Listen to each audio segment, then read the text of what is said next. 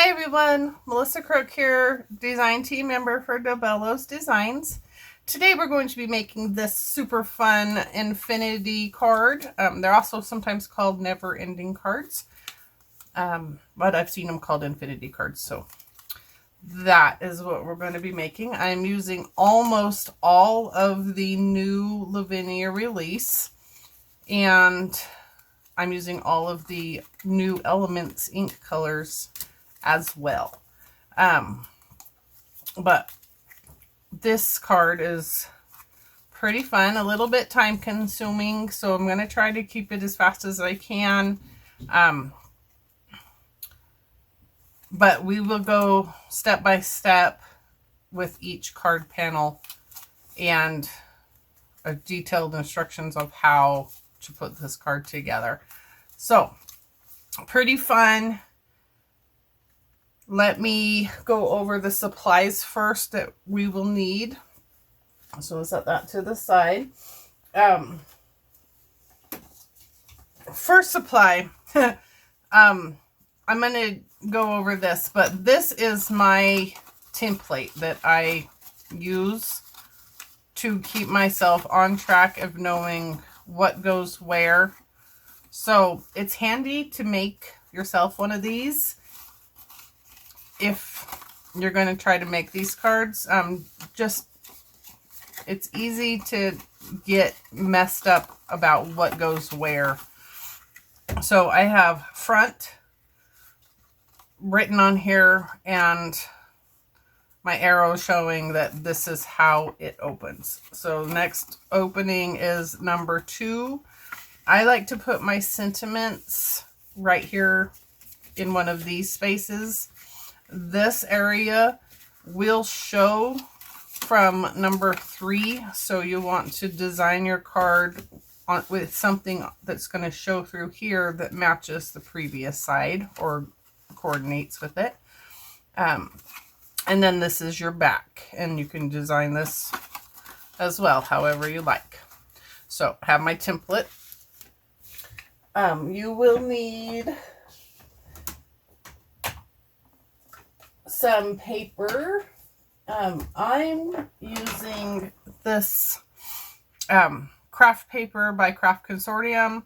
This is Grunge Light Tones. I've used this before in a video. I love this paper. This paper is just so fun. It's got so many colors. It works really well with Lavinia stamps and their new colors. And I'm going to use this one here. It's got lots of colors, and you need 2 sheets of 6x6 inch square paper for your card base. So, card base. Then you will need many little squares. You'll need 8 squares. Here there. 8 squares that are cut 2 3/4 by 2 3/4. You'll need 8 rectangles that are 2 3/4 by 1 1/4. And then you will need 8 squares that are 1/4 by 1/4. So I have pre-cut all of these.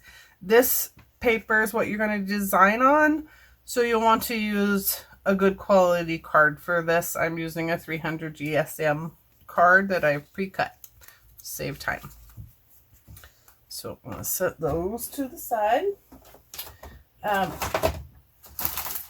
You will need a paper trimmer so you can cut your papers down to your correct sizes. And I'm going to introduce this new product. It's rather large, so I'm having a hard time getting it all the way in shot. So this is the adorable scoreboard that Patty has just started stocking in her store online on bellos.com. So this scoreboard is awesome. It's big. It's 12 by 12, so you can put a full sheet, 12 by 12 sheet of paper on here and score it. It's got score lines that go all the way down, all the way across, and your paper sits in here. I'll get this out. This snaps in really well, so it's not going to get lost. You can run your bone folder all the way above your paper and push down so you're not missing any. On the opposite side, it has the centimeters, and it starts 0 and then every ½ centimeter all the way to 30 forward and backwards. So we're going to use this. We don't use it a whole lot, but we're going to use it. And I'll show you how easy it is to use.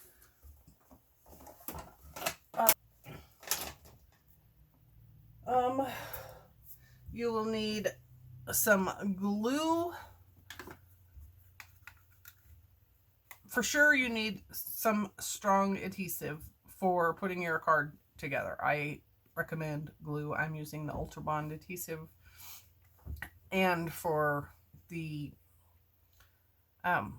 topper cards, I'm going to use a glue runner just because that's saves up quite a bit of time. So of that, we'll have a complete description list below. So check below, click the see more on the YouTube video, and it will have a complete list along with instructions and all the dimensions for the card. Okay, so we will do that. Okay, so first thing first, we are going to start with our base. So what you need is 2 6x6 sheets of paper. You can use either a pre-designed if you just want to use black. If you want to use white, that's totally your choice. I like this pre-printed paper. Saves a little bit of time. It coordinates well with the card. So what we're going to do is cut both of our sheets of paper to 6x3. So we're going to cut it directly in half. You need to do this to both cards. So you want 2 3x6 sheets of paper. And you will see both sides of the paper. So another reason why I recommend using coordinating colors. They go together nicely. Okay, so we have those trimmed. Then we're going to take our scoreboard, our adorable scoreboard, and I'm going to set that aside too. We're going to set up our colors, and what I am doing is I'm taking 2 that have the pinks. I'm going to put those together on the inside, and then I'm going to do on the opposite side, I'm going to do the blues and the greens. So that's just some pre-planning there. So you're going to lay your card horizontally on your scoreboard, and you're going to score it at 1.5 and 4.5. Give it a good score, but don't push too hard. So see with this, you can get your bone folder all the way up to the top right here, and pull it down. So make sure you stay right in line. So 1.5, 4.5,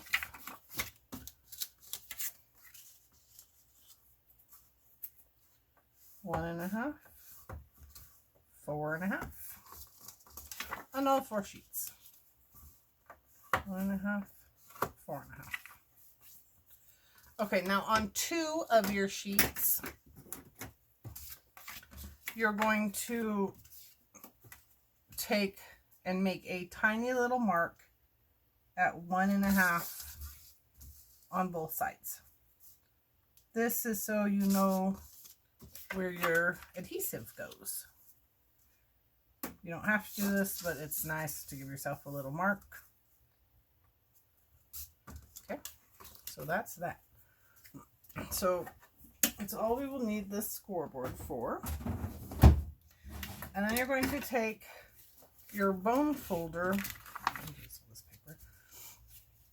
and we're going to burnish all of the edges both ways. Okay, and you want to make sure that you have these very square, so you don't want them to overlap anything. And both ways, we're going to turn it, fold it, burnish.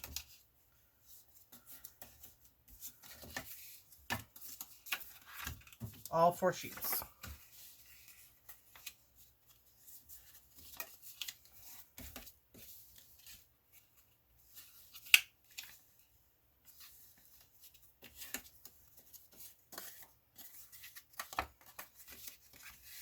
Turn it over. And doing this just makes it easier when you're trying, after your card is together.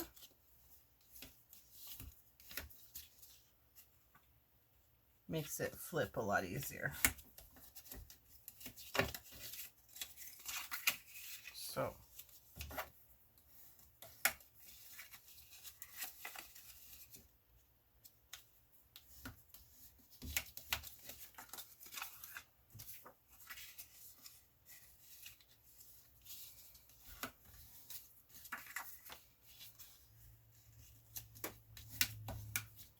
Double checking to make sure I have them square and lined up.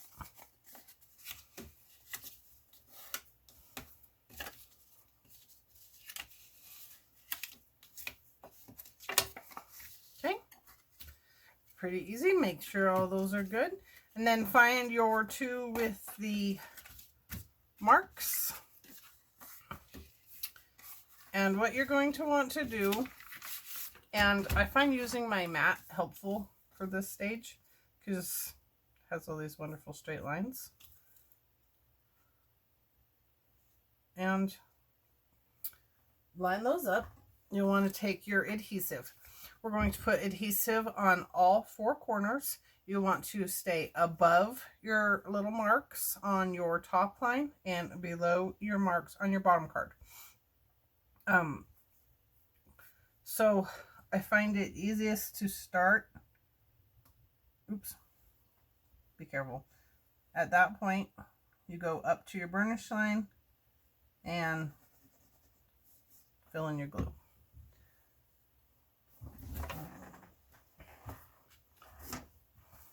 Take my rag and clean that up real fast. Okay. So you want to do, I like to do one side at a time. So gluing both sides. Okay. Keep those lined up without overlapping. And keep them as straight as you can. And then we're going to lay these 2 vertically over the top and glue them down. So you want to keep it as straight as possible. Line it up all the way to the edge.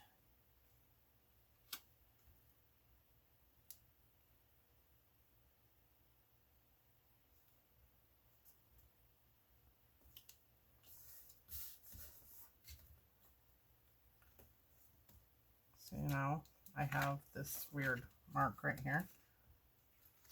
So this is why I recommend glue instead of sticky adhesive, especially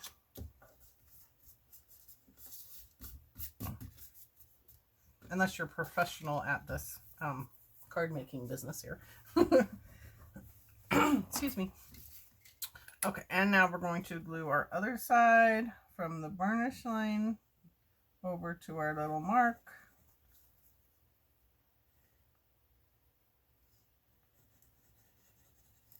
And glue that side together too.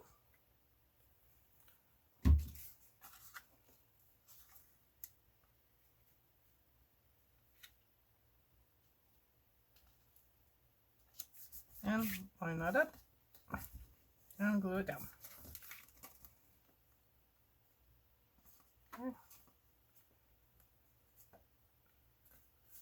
You want to give that just a second to dry. Grabbing a paper towel here just to clean my glue up off my surface. so I don't get anything else glued down. Okay, so that just takes a second to dry.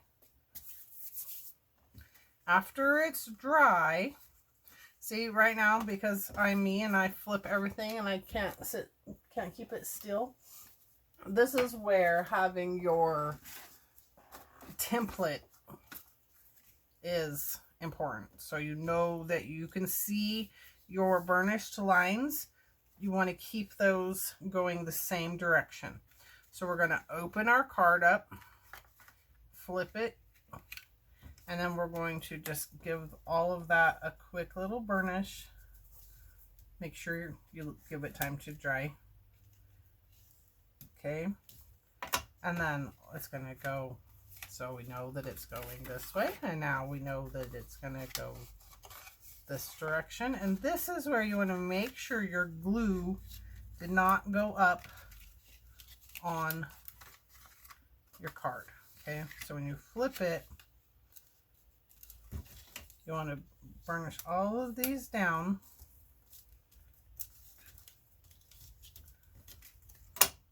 Make a nice flat card. Make sure it opens properly. And sometimes you're going to notice it's going to want to kind of catch. This card really does better after you add your other panels. The added weight just makes it flip and fold a whole lot better. Okay, so that's that. So we know this is number 1.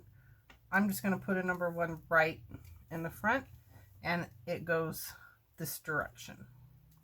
Okay, I'm doing that where it's going to be under my panel, so it's no big. These ones are what you're going to see show through, so you'll want to make sure that these 2 panels that you're putting on your inside, if you're using a large stamp right here, it's going to show through, and sometimes you might end up with like a bunny butt sticking through, and you might not want to see that. So be aware when you're designing your cards that those show through. Okay. All right. So that's pretty simple, right? This is an easy, fun base to make, and you'll just want to keep working it just a little bit, keep it going.